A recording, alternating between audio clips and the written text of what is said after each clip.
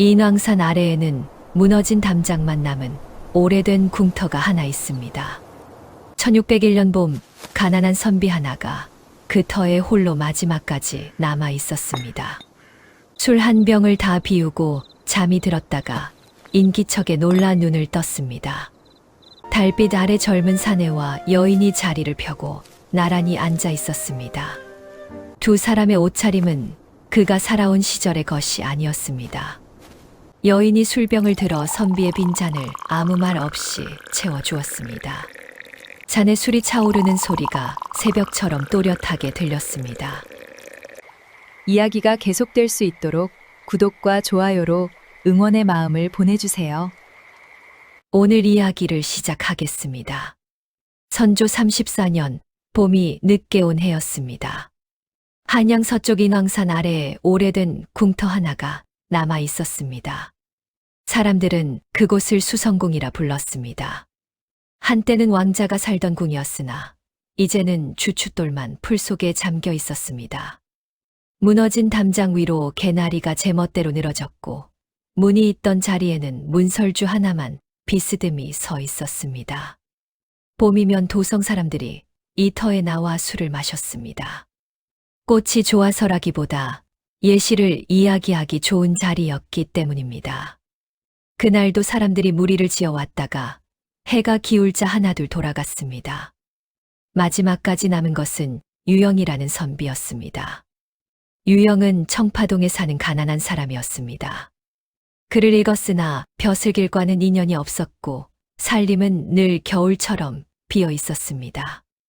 그는 남들이 웃고 떠들 때에도 끼지 못하고 혼자 담장 그늘에 앉아 있었습니다. 옷이 남루한 것이 부끄러워 사람들이 흩어질 때까지 기다린 것이었습니다. 그날 아침 유영은 이웃에게 술값을 구웠습니다. 꽃 구경이 하고 싶어서가 아니라 하루쯤 자기 살림을 잊고 싶어서였습니다. 터에 들어서니 사람들이 이미 자리를 잡고 있었습니다. 비단 옷을 입은 이들이 웃으며 잔을 돌리고 있었습니다. 유영은 그 곁을 지나 무너진 담 아래에 혼자 앉았습니다. 앉아서 사람들의 이야기를 들었습니다. 한 노인이 손자에게 이 터의 내력을 일러주고 있었습니다. 여기가 옛날 안평대군이 살던 궁이다. 임금의 아드님이었고 글씨가 천하의 으뜸이었다. 그러나 하루아침에 죄인이 되어 궁이 헐렸다. 그 뒤로는 아무도 이 자리에 집을 짓지 않았다. 유영은 그 말을 들으며 무너진 주춧돌을 손으로 쓸어보았습니다. 돌은 봄볕에도 차가웠습니다. 사람들이 모두 가고 나자 유영은 남은 술을 끌어당겼습니다. 빈 잔에 술을 부어 혼자 마셨습니다. 봄바람이 무너진 담을 넘어와 그의 소매를 흔들었습니다. 취기가 오르자 그는 돌 위에 팔을 꿰고 눈을 감았습니다. 얼마나 지났을까 인기척에 눈을 떴습니다. 달이 마당 한가운데까지 올라와 있었습니다. 풀밭 위에 자리가 깔려 있고 그 위에 두 사람이 나란히 앉아 있었습니다. 젊은 사내는 선비의 차림이었고 여인은 옛 궁중의 옷을 입고 있었습니다. 옷깃의 모양도 머리를 올린 방식도 유영이 살아온 시절의 것이 아니었습니다. 유영이 몸을 일으키려 하자 사내가 웃으며 손을 저었습니다. 놀라지 마십시오 하고 사내가 말했습니다. 우리는 이 궁의 옛사람입니다 하고 여인이 말했습니다. 유영은 술이 아직 덜 깬 줄 알고 눈을 몇 번 비볐습니다. 그러나 두 사람의 그림자는 달빛 아래 분명하게 풀 위에 누워 있었습니다. 여인이 술병을 들어 유영의 잔을 채웠습니다. 잔이 채워지는 소리가 또렷하게 들렸습니다. 사내는 김진사라 했고 여인은 운영이라 했습니다. 오늘 밤은 우리 이야기를 들어줄 사람이 필요했습니다. 하고 김진사가 말했습니다. 150년 동안 아무도 이 자리에 끝까지 남지 않았습니다. 하고 운영이 말했습니다. 유영은 잔을 든 채로 두 사람을 바라보았습니다. 무섭기보다는 이상하게 마음이 가라앉았습니다. 말씀하십시오. 하고 유영이 대답했습니다. 김진사가 웃으며 물었습니다. 선비께서는 어찌 마지막까지 남으셨습니까? 유영이 대답했습니다. 돌아가도 반겨줄 사람이 없습니다. 김진사가 고개를 끄덕였습니다. 우리도 그렇습니다. 150년 동안 우리를 기억하는 사람이 없었습니다. 운영이 말했습니다. 이야기는 듣는 사람이 있어야 이야기가 됩니다. 그렇지 않으면 그냥 오래된 일일 뿐입니다. 유영은 잔을 내려놓고 옷깃을 바로 했습니다. 운영은 잠시 무너진 담장 쪽을 바라보다가 천천히 입을 열었습니다. 이 자리에 담이 있고 저기에 연못이 있었습니다. 하고 그가 말했습니다. 그리고 저 담 안에 10사람이 살았습니다. 세종임금에게는 여러 아들이 있었습니다. 그 가운데 셋째 아들이 안평대군이었습니다. 대군은 어려서부터 글과 그림을 좋아했습니다. 붓을 쥐면 하루가 가는 줄 몰랐고 좋은 그림이 있다는 말을 들으면 사람을 보내 구해왔습니다. 대군의 글씨는 당대에 견줄 사람이 없다는 말을 들었습니다. 궁 밖으로 나와 인왕산 아래에 집을 짓고 수성궁이라 이름 붙였습니다. 산에서 내려오는 물소리가 담을 넘어 마당까지 들어오는 자리였습니다. 대군은 그 물소리를 좋아해 밤에도 창을 열어두었습니다. 수성궁에는 이름난 선비들이 드나들었습니다. 대군은 그들과 밤이 깊도록 시를 논하고 그림을 펼쳐보았습니다. 술이 오르면 손수 종이를 펴고 글씨를 써서 나누어 주었습니다. 받은 사람들은 그 종이를 집안의 보물로 삼았습니다. 사람들은 수성궁을 두고 한양에서 가장 밝은 집이라 했습니다. 밤에도 등불이 꺼지지 않고 웃음소리가 담을 넘어왔기 때문입니다. 그러던 어느 날 대군이 말했습니다. 세상의 재주는 남자에게만 있는 것이 아니다.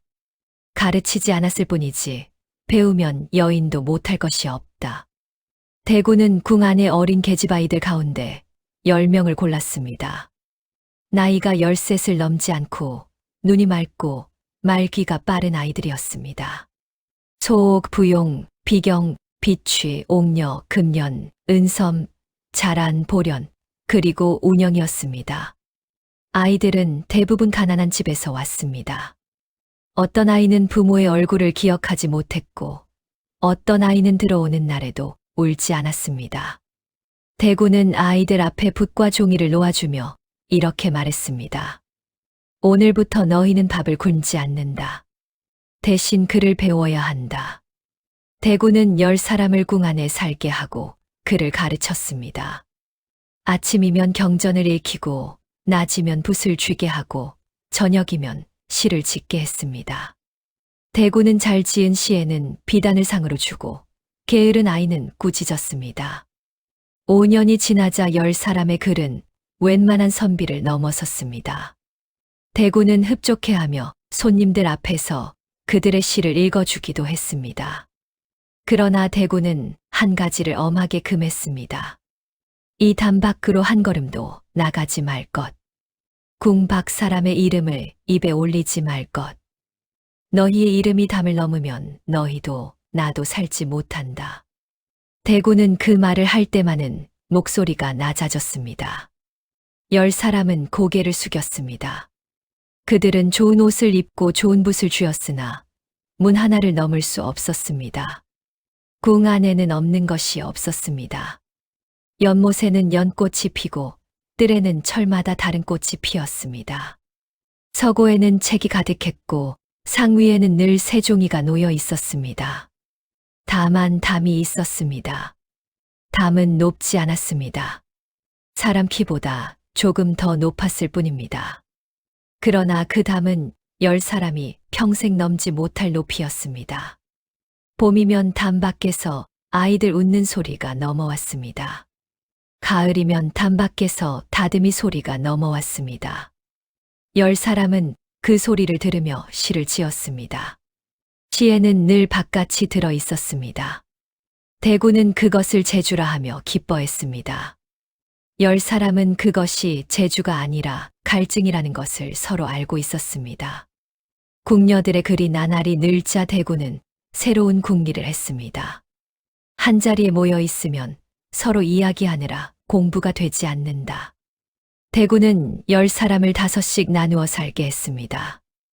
남쪽 채에 사는 5을 남궁이라 하고 서쪽 채에 사는 5을 서궁이라 했습니다. 남궁에는 소옥, 부용, 비경, 금년, 보련이 들었습니다. 서궁에는 운영, 자란, 은섬, 옥녀, 비취가 들었습니다. 남궁과 서궁은 뜰 하나를 사이에 두고 마주 보았습니다. 가까운 거리였으나 대구는 서로 오가는 것을 좋아하지 않았습니다. 두 채는 자연히 두 개의 편이 되었습니다. 시를 지어 올리는 날이면 남궁과 서궁이 서로의 글을 겨루었습니다. 대구는 10장의 종이를 섞어 놓고 이름을 가린 채 읽었습니다. 좋은 시가 나오면 어느 궁의 것이냐고 물었습니다. 이긴 쪽은 그날 저녁에 비단 한 피를 받았고 진 쪽은 뜰을 쓸었습니다. 뜰을 쓸면서도 궁녀들은 자기 시의 어느 구절이 약했는지를 따졌습니다. 이긴 날에는 비단을 받아놓고도 잠을 이루지 못했습니다. 다음 겨루미 사흘 뒤에 있었기 때문입니다. 소옥은 남궁에서 가장 목소리가 컸습니다. 말이 빠르고 웃음이 해펐으며 마음에 없는 말을 못하는 사람이었습니다. 부용은 조용했고 비경은 손이 빨랐고 금년은 노래를 잘했습니다. 보련은 나이가 가장 어려서 늘 언니들의 뒤를 따라다녔습니다. 서궁에서는 자란이 중심이었습니다. 자란은 10사람 가운데 글이 가장 깊고 마음이 가장 넓었습니다. 누가 울면 이유를 묻지 않고 곁에 앉아 있는 사람이었습니다. 은섬은 성미가 고다 옳지 않은 것을 보면 참지 못했습니다. 옥녀는 손끝이 야무러 바느질과 글씨가 모두 단정했습니다. 비취는 총명하여 대군의 말뜻을 가장 빨리 알아들었습니다. 그리고 운영이 있었습니다. 운영은 10사람 가운데 가장 말이 적었습니다. 시를 지으면 늘 앞자리에 놓였으나 상을 받아도 웃지 않았습니다. 자라는 그런 운영을 두고 이렇게 말하곤 했습니다. 너는 글을 쓰는 것이 아니라 어딘가로 편지를 보내는 것 같구나. 운영은 대답하지 않고 붓만 씻었습니다. 밤이면 서궁의 5은 한 방에 모여 앉았습니다. 등잔 하나를 가운데 두고 각자 다른 일을 했습니다. 바느질을 하는 사람, 책을 읽는 사람, 아무것도 하지 않고 창밖을 보는 사람. 그 창밖에는 담이 있었습니다. 담 위로 달이 지나갔습니다. 은섬이 이따금 이런 말을 했습니다. 우리는 새장 속에서 하늘을 그리는 새로구나. 그러면 자란이 등잔 심지를 돋우며 대답했습니다. 그림이라도 그릴 줄 아는 새가 몇이나 되겠느냐. 5은 웃었습니다. 웃고 나면 방이 더 조용해졌습니다. 그해 가을 대군에게 새 손님이 들었습니다. 김진사라 불리는 젊은 선비였습니다. 나이는 20이 채 되지 않았는데 글이 이미 세상에 알려져 있었습니다. 대군은 그의 글을 보고 사람을 보내 궁으로 청했습니다. 김진사가 처음 수성궁에 들어온 날은 국화가 한창이었습니다. 대군은 마루에 자리를 펴고 손님을 맞았습니다. 궁녀들에게는 발 뒤에서 붓과 벼루를 받들게 했습니다. 발은 가는 대나무로 짠 것이어서 안에서는 밖이 보이고 밖에서는 안이 잘 보이지 않았습니다. 운영은 그날 벼루를 맡았습니다. 발 뒤에 무릎을 꿇고 앉아 먹을 갈았습니다. 손님이 마당을 지나 마루로 올라오는 것이 발 사이로 보였습니다. 옷차림은 수수했고 걸음은 조심스러웠습니다. 그러나 고개를 드는 순간 얼굴에 빛이 돌았습니다. 대군이 물었습니다. 젊은 사람이 어찌 그리 글을 일찍 얻었는가? 김진사가 대답했습니다. 얻은 것이 아니라 아직 잃지 않은 것입니다. 대군이 웃었습니다. 발 뒤에서도 작은 웃음소리가 새어나왔습니다. 대군은 종이를 펴게 하고 시를 청했습니다. 김진사가 붓을 들었습니다. 붓끝이 종이에 닿자 마당의 소리가 잦아들었습니다. 그는 오래 생각하지 않고 단숨에 써 내려갔습니다. 시에는 가을 물에 비친 산 그림자가 들어 있었습니다. 산은 물속에 있으나 물은 산을 붙잡지 못한다는 구절이었습니다. 먹이 마르기도 전에 대군이 종이를 들어 읽었습니다. 읽는 동안 대군의 손끝이 조금 떨렸습니다. 대군은 종이를 내려놓고 한참 말이 없었습니다. 그러다 이렇게 말했습니다. 이 사람은 하늘이 낸 재주다. 발 뒤에 5사람은 서로를 돌아보았습니다. 대군이 사람을 두고 하늘을 말한 것은 처음이었습니다. 그날 이후 김진사는 자주 궁에 들었습니다. 열흘에 한 번, 때로는 닷새에 한 번이었습니다. 올 때마다 대군과 시를 주고받았고 밤이 깊으면 마루에서 그대로 잠들기도 했습니다. 궁녀들은 그가 오는 날을 알게 되었습니다. 아침부터 뜰을 쓸고 벼루를 씻고 발을 새로 걸었습니다. 누가 시키지 않아도 그렇게 했습니다. 발 뒤에서 궁녀들은 손님의 목소리만 들었습니다. 목소리는 높지 않았고 말끝을 흐리지 않았습니다. 대군의 물음에 대답할 때에는 잠깐 뜸을 들였다가 짧게 말했습니다. 궁녀들은 그 뜸 들이는 사이를 좋아했습니다. 담안에서 사는 사람들에게는 새로운 소리였기 때문입니다. 소옥은 그것을 두고 놀렸습니다. 우리 궁에 국화가 2번 피는구나. 궁녀들은 웃었습니다. 운영만 웃지 않고 벼루를 닦았습니다. 어느 날 대군은 궁녀들의 시를 손님에게 보여주었습니다. 이름은 가리고 종이만 내밀었습니다. 김진사는 한 장씩 읽어 내려갔습니다. 읽다가 한 장에서 손이 멈추었습니다. 이 시는 사람이 아니라 마음이 쓴 것 같습니다. 대군이 물었습니다. 무엇이 그러한가? 김진사가 대답했습니다. 말은 다 밖을 그리고 있는데 뜻은 자꾸 안으로 돌아옵니다. 이런 글은 배워서 되지 않습니다. 대군은 웃으며 종이를 도로 거두었습니다. 발 뒤에서 운영은 숨을 죽였습니다. 그 종이는 운영이 지난달에 쓴 것이었습니다. 겨울이 오기 전 김진사가 또 궁에 들었습니다. 그날은 바람이 없고 볕이 좋았습니다. 대군은 새로 들인 붓을 시험해 보자며 상을 마루로 옮기게 했습니다. 운영이 벼루를 받쳐 들고 발 안쪽으로 들어갔습니다. 김진사는 상 앞에 앉아 붓을 골랐습니다. 붓을 고르다가 손이 미끄러졌습니다. 붓대가 벼루전을 치면서 먹물이 튀었습니다. 먹물 한 방울이 발 아래로 넘어와 운영의 손가락 위에 떨어졌습니다. 운영은 손을 움직이지 않았습니다. 먹물은 작고 둥근 점이 되어 손가락 마디에 앉았습니다. 김진사가 고개를 들었습니다. 발은 가는 대나무였고 볕은 밝았습니다. 그의 눈과 운영의 눈이 발을 사이에 두고 마주쳤습니다. 아주 짧은 동안이었습니다. 숨을 한 번 쉬는 동안이었을 것입니다. 그 사이에 운영은 그의 눈이 어떤 눈인지 알아버렸습니다. 무엇을 오래 바라보는데 익숙한 사람의 눈이었습니다. 김진사가 먼저 고개를 숙이고 사과했습니다. 손이 서툴렀습니다. 대군은 웃으며 종이를 새로 내오게 했습니다. 시를 짓는 동안 아무도 그 일을 다시 말하지 않았습니다. 그날 밤 운영은 손을 씻지 않았습니다. 물을 떠놓고도 그 손가락만 남겨두었습니다. 자란이 방으로 들어오다 그것을 보았습니다. 자란은 아무것도 묻지 않고 등잔을 끄고 누웠습니다. 운영은 어둠 속에서 손가락을 들여다보았습니다. 보이지 않았으나 그 자리에 있는 것을 알고 있었습니다. 다음 날 아침 먹물 자국은 흐려져 있었습니다. 운영은 그날부터 시를 다르게 썼습니다.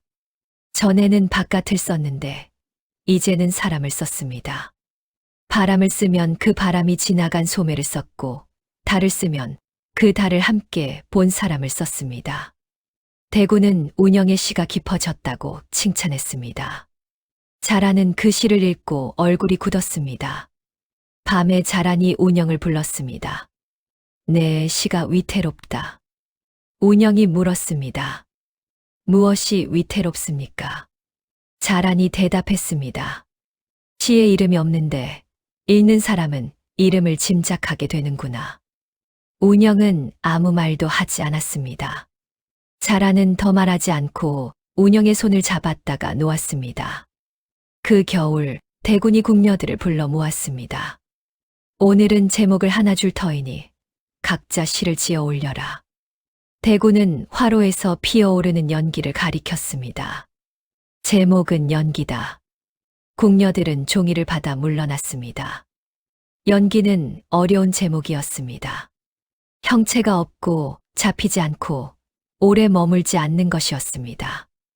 남궁의 다섯은 서로 종이를 넘겨보며 웃음소리를 냈습니다. 소옥은 굴뚝을 두고 썼고 부용은 향로를 두고 썼습니다. 비경은 아궁이에 저녁 연기를 썼고 금년은 절에서 오르는 향 연기를 썼습니다. 보려는 무엇을 써야 할지 몰라 언니들의 종이만 기웃거렸습니다. 서궁의 다섯은 각자 창을 등지고 앉았습니다. 자라는 연기가 하늘에 닿기 전에 흩어지는 것을 썼습니다. 은섬은 연기가 담을 가리지 못한다고 썼습니다. 옥녀는 연기 냄새가 옷에 배어 오래 남는다고 썼습니다. 비추는 연기를 보고 불이 있는 곳을 안다고 썼습니다. 운영은 오래 붓을 들지 못했습니다. 붓을 들자 손이 저절로 움직였습니다. 그가 쓴 시에는 저녁 무산에 걸린 구름이 들어갔습니다.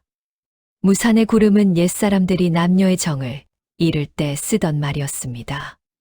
운영이 그것을 모르고 쓴 것은 아니었습니다. 다만 그 말 말고는 마음을 담을 그릇을 찾지 못했습니다. 시를 다 쓰고 나서 운영은 종이를 접었다 폈다 했습니다. 고쳐 쓸 시간은 있었습니다. 그러나 고치지 않았습니다. 저녁에 대군 앞에 10장의 종이가 놓였습니다. 대군은 한 장씩 소리 내어 읽었습니다. 소옥의 시를 읽고 웃었고 자란의 시를 읽고 고개를 끄덕였습니다. 운영의 시에 이르자 대군의 목소리가 멈추었습니다. 대군은 그 종이를 다시 처음부터 읽었습니다. 2번을 읽고 3번째는 눈으로만 읽었습니다. 방 안이 조용해졌습니다. 화로에서 연기가 가늘게 올라갔습니다. 대군이 물었습니다. 이 무산의 구름은 어디서 보았느냐? 운영이 대답했습니다. 책에서 보았습니다. 대군이 다시 물었습니다. 책에서 본 것을 어찌 이리 가까이 썼느냐? 운영은 고개를 숙였습니다. 대군은 종이를 내려놓았습니다. 그리고 오래 아무 말도 하지 않았습니다. 궁녀들은 숨을 죽였습니다. 이윽고 대군이 말했습니다. 시는 좋다. 그러나 좋은 시가 늘 좋은 것은 아니다. 대군은 자리에서 일어섰습니다. 문을 나서기 전에 한 번 돌아보았습니다. 이 궁에 바깥바람이 들어온 모양이구나. 문이 닫혔습니다. 궁녀들은 그 자리에 그대로 앉아 있었습니다. 소옥이 먼저 일어나 운영을 흘겨보고 나갔습니다. 남궁의 다섯이 따라 나갔습니다. 뜰을 건너가면서 소옥이 들으라는 듯이 말했습니다. 혼자 잘난 시를 쓰면 10사람이 함께 벌을 받는다. 부용이 소옥의 소매를 끌었습니다. 그만해라. 저 아이도 무섭기는 마찬가지다. 소옥이 걸음을 멈추고 서궁 쪽을 돌아보았습니다. 무서운 줄 알면 쓰지 말았어야지. 말은 그렇게 했으나 소옥의 목소리는 떨리고 있었습니다. 남궁의 다섯도 그날 밤 잠을 이루지 못했습니다. 대군의 마지막 말이 궁 전체를 눌러 놓았기 때문입니다. 서궁의 넷은 운영의 곁에 남았습니다. 은섬이 낮게 말했습니다. 오늘은 넘어갔다. 그러나 넘어간 것이 아니라 미루어진 것이다. 그날 밤 서궁의 등잔은 늦게까지 켜져 있었습니다. 자란이 운영을 방 안쪽으로 데리고 들어갔습니다. 문을 닫고 이불을 끌어당겨 무릎을 덮었습니다. 자란이 말했습니다. 이제는 나에게라도 말해야 한다. 운영은 오래 대답하지 않았습니다. 밖에서 바람이 문풍지를 흔들었습니다. 이윽고 운영이 입을 열었습니다. 가을에 벼루를 받들던 날, 먹물이 손에 떨어졌습니다. 그때 발 너머로 그 사람을 보았습니다. 그 뒤로 밥을 먹어도 맛을 모르고 잠을 자도 잔 것 같지 않습니다. 말을 마치고 운영은 이불에 얼굴을 묻었습니다. 자라는 한참 동안 운영의 등을 쓸었습니다. 그리고 이렇게 말했습니다. 나는 내가 병이 든 줄 알았다. 병이 아니라 사람이었구나. 운영이 물었습니다. 나를 나무라지 않습니까? 자란이 대답했습니다. 나무랄 것이 무엇이냐? 담을 세운 것은 우리가 아니다. 우리는 글을 배웠다. 글을 배우면 마음이 넓어진다. 마음이 넓어지면 담이 더 좁아 보이는 법이다. 대구는 우리에게 붓을 주면서 그것까지는 생각하지 못하셨을 것이다. 운영은 그 말에 울었습니다. 오래 참았던 사람의 울음이었습니다. 자라는 소리가 밖으로 새지 않도록 옷깃으로 입을 막아주었습니다. 울음이 잦아들자 자란이 말했습니다. 한 가지만 약속해라. 혼자 앓지 마라. 혼자 앓다가 잘못되면 남은 사람이 평생을 앓는다. 운영이 고개를 끄덕였습니다. 자라는 등잔을 끄지 않고 그대로 두었습니다. 그리고 오래된 이야기를 하나 꺼냈습니다. 내가 12살에 이 궁에 들어왔을 때 먼저 있던 언니가 하나 있었다. 이름은 기억나지 않는다. 그 언니가 어느 겨울에 담 밖으로 나갔다가 돌아오지 않았다.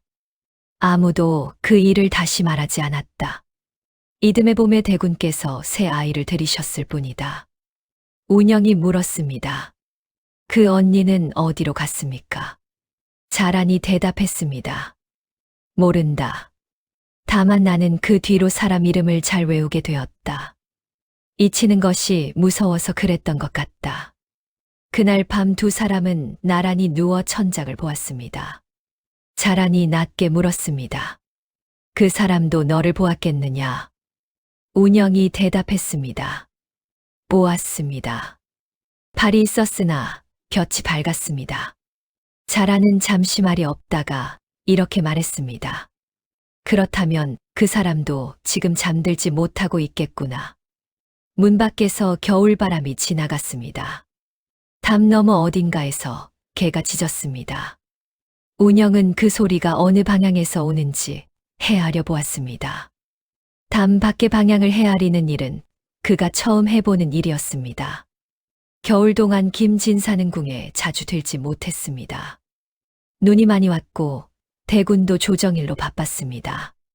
운영은 그가 오지 않는 날들을 하나씩 세었습니다. 세다가 그만두었다가 다시 세었습니다. 그 겨울은 유난히 길었습니다. 눈이 오면 궁녀들은 뜰에 나가 길을 쓸었습니다. 쓸어놓으면 밤사이에 다시 덮였습니다. 운영은 눈 덮인 담을 오래 바라보곤 했습니다. 담 위에 쌓인 눈은 담을 더 높아 보이게 했습니다. 그동안 운영은 눈에 띄게 여우였습니다. 밥상을 물릴 때마다 옥녀가 걱정스러운 얼굴을 했습니다. 비취는 약을 지어 오겠다고 했으나 운영이 말렸습니다. 약으로 나을 것이 아니라는 것을 서로 알고 있었습니다. 대구는 그 겨울에 운영을 몇 번 불렀습니다. 부를 때마다 시를 짓게 했고 지은 시를 오래 들여다보았습니다. 한 번은 이렇게 물었습니다. 몸이 성치 않으냐? 운영이 대답했습니다. 찬 기운이 들었을 뿐입니다. 대구는 더 묻지 않았습니다. 다만 그날 이후 서궁의 문단속이 엄해졌습니다. 밤이면 늙은 궁인이 문 앞을 오갔습니다. 자라는 그것을 눈치채고 운영에게 일렀습니다. 이제부터는 시에 아무것도 담지 마라. 꽃을 쓰고 눈을 쓰고 새를 써라. 운영은 그렇게 했습니다.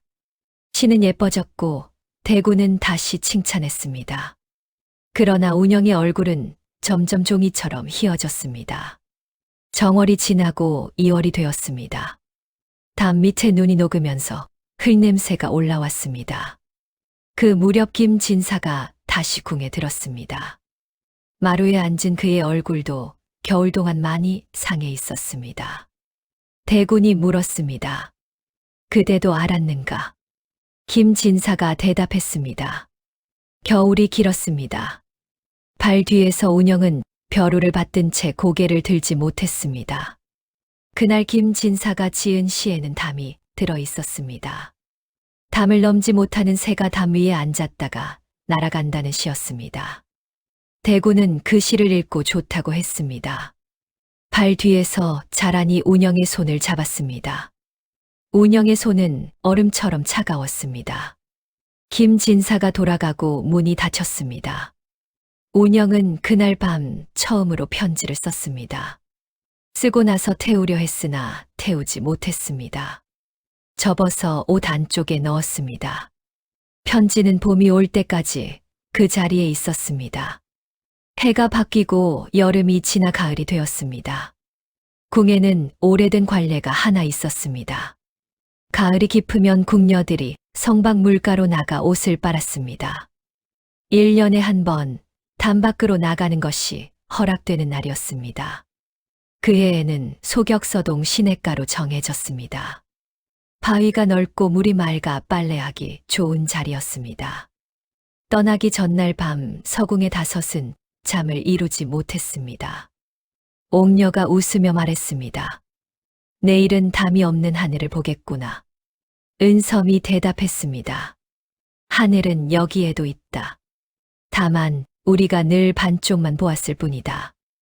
이튿날 아침 궁녀들은 빨래 보따리를 이고 문을 나섰습니다. 문지방을 넘는 순간 운영은 발이 떨렸습니다. 길에는 사람이 다니고 담장 안에서는 들리지 않던 소리가 사방에서 났습니다. 물건을 파는 소리, 아이를 부르는 소리, 말발굽 소리. 궁녀들은 서로의 소매를 잡고 걸었습니다. 시냇가에 이르러 보따리를 풀었습니다. 물이 차가웠고 볕은 따뜻했습니다. 궁녀들은 바위에 앉아 옷을 두드렸습니다. 방망이 소리가 물소리와 섞였습니다. 소옥은 물을 손으로 떠서 비경에게 뿌렸습니다. 비경이 소리를 지르자 다들 웃었습니다. 보려는 젖은 옷자락을 들고 바위 위를 뛰어다녔습니다. 은섬은 물속에 발을 담그고 앉아 오래 하늘을 보았습니다. 자란이 곁에 앉아 물었습니다. 무엇을 보느냐? 은섬이 대답했습니다. 담이 없으니 하늘이 이렇게 넓구나. 자라는 대답 대신 은섬의 어깨에 젖은 손을 얹었습니다. 한나절을 그렇게 보내고 낮아 다들 얼굴이 붉어졌습니다. 해가 기울 무렵 운영은 물가에서 조금 떨어진 곳으로 걸어갔습니다. 그곳에 낡은 집 한 채가 있었습니다. 문 앞에 새 헝겊이 매달려 있었습니다. 무녀의 집이었습니다. 운영이 문 앞에 서 있자 안에서 여인이 나왔습니다. 나이가 40쯤 되어 보이는 무녀였습니다. 무녀는 운영의 옷을 보고 눈을 크게 떴습니다. 궁에서 오신 분이 어인일입니까? 운영은 대답하지 못하고 서 있었습니다. 무녀가 안으로 들어오라고 했습니다. 방 안은 어둡고 향내가 났습니다. 무녀가 운영의 얼굴을 오래 들여다보더니 이렇게 말했습니다. 가슴에 맺힌 것이 있는 얼굴입니다. 말하지 않아도 얼굴에 다 씌어 있습니다. 운영은 그 말에 눈물이 났습니다. 무녀가 물 한 그릇을 떠다 주었습니다. 방 안에는 색색의 헝겊이 걸려 있고 구석에 낡은 북이 놓여 있었습니다. 무녀가 말했습니다. 이 집에는 하루에도 여러 사람이 옵니다. 아들을 잃은 사람, 남편이 돌아오지 않는 사람, 병을 고치려는 사람. 모두 자기 힘으로 안 되는 일을 들고 옵니다. 그런데 궁에서 오신 분은 처음입니다. 운영이 물었습니다. 궁에서 오는 사람은 아쉬울 것이 없어 보입니까? 무녀가 대답했습니다. 아쉬울 것이 없는 사람은 이런 얼굴을 하지 않습니다. 운영은 물을 마시고 그릇을 내려놓고 오래 망설이다가 물었습니다. 성 안의 어느 집에 그를 전해줄 수 있겠습니까? 무녀는 대답하지 않고 운영을 바라보았습니다. 밖에서 궁녀들이 부르는 소리가 들렸습니다. 운영은 일어서면서 옷 안쪽에서 접은 종이를 꺼냈습니다. 겨울부터 품고 있던 편지였습니다. 무녀가 그것을 받았습니다. 받으면서 이렇게 말했습니다. 이 종이가 무겁습니다. 운영은 대답하지 않고 문을 나섰습니다. 그날 저녁 궁녀들은 궁으로 돌아왔습니다. 문이 닫히고 빗장이 걸렸습니다. 운영은 자리에 누웠으나 잠이 오지 않았습니다. 편지가 지금 어느 길 위에 있을지를 생각했습니다. 이래가 지났습니다. 열흘이 지났습니다. 운영은 아무 소식도 듣지 못했습니다. 밥을 삼키지 못하는 날이 늘었습니다. 자라는 아무것도 묻지 않고 죽을 끓여왔습니다. 기다리는 일은 담 안에서 가장 익숙한 일이었습니다. 궁녀들은 계절을 기다리고 대군의 부름을 기다리고 1년에 한 번 있는 물간 아들이를 기다렸습니다. 그러나 사람을 기다리는 것은 달랐습니다. 계절은 반드시 오지만 사람은 오지 않을 수도 있었습니다. 운영은 문소리가 날 때마다 고개를 들었습니다. 바람이 문을 흔든 것일 때가 더 많았습니다. 그럴 때마다 운영은 자기 손가락을 내려다보았습니다. 자국은 벌써 오래전에 지워지고 없었습니다. 보름째 되던 날, 궁의 늙은 종이 서궁 문 앞에서 자란을 불렀습니다. 성박 무녀가 궁녀 옷을 지어왔다고 했습니다. 자란이 나가 보따리를 받아왔습니다. 보따리 안에는 새로 지은 저고리가 개켜져 있었습니다. 저고리 안섭해 종이 한 장이 접혀 들어 있었습니다. 운영은 그 종이를 방 안쪽으로 가지고 들어갔습니다. 손이 떨려 종이를 펴는데 한참이 걸렸습니다. 글씨는 단정했습니다. 그러나 회계 끝이 조금씩 흔들려 있었습니다. 편지에는 이런 말이 있었습니다. 겨울 내내 알았습니다. 병이 아니라 그리움이었습니다.